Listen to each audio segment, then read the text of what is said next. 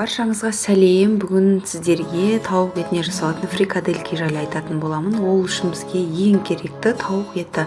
500 граммдай тауық етіне 1 пияз және 2 бас чеснок салып, мясорубкіден өткізіп, осылай әдемілеп жасап аламыз. Соны одан кейін олардан кішкене фрикаделькилер жасаймыз. Ол үшін қолымызды сулап, осылай жасасақ өзімізге ыңғайлырақ болады. Барлық фаршты осылай жасап аламыз. Сізге бұл кезде су ғана қажет болады. Жасап алғаннан кейін мінекей барлығы дайын. Фрикадельки, сосын кейін жасыл шөптер дәміне қарай, картошка, сәбіз, томат керек болады, және болгар пересі, помидор, пияз керек болады. Қызып тұрған қазанға сұйық майымызды салып, қыздырып аламыз. Сосын пиязымызды салып қуырамыз.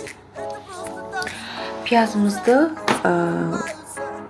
қыздырып алғаннан кейін, қуырып алған соң помидорымызды салып, болгар перецін салып, және сәбізімізді салып қуырып аламыз.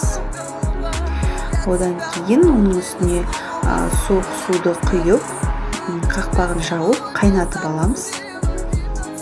Қайнағаннан бір қайнап шыққан соң картошкамызды салып, тағы да қайнатамыз.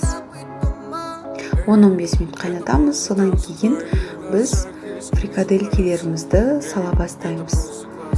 Және дәміне қарай тоз, бұрыш, лавр жапырағын, басқа да дәмдеуіштерді салсаңыздар болады. Өздеріңіздің ұнайтын өздеріңізге. Мінекей уже біздің фрикаделькилеріміз дайын. 10-15 минут тоже қайнатамыз бұны да. Бетіне жасыл шөптерімізді салып, мінекей дайын болды. Өте дәмді болып шығады. Дәмін көрсеңіздер, прям күшті. Келесі жол тағы да жасағыңыз келіп тұрады. Сондықтан жасап көріңіздер. Менің рецептімді жасап көріп бөлісіңіздер.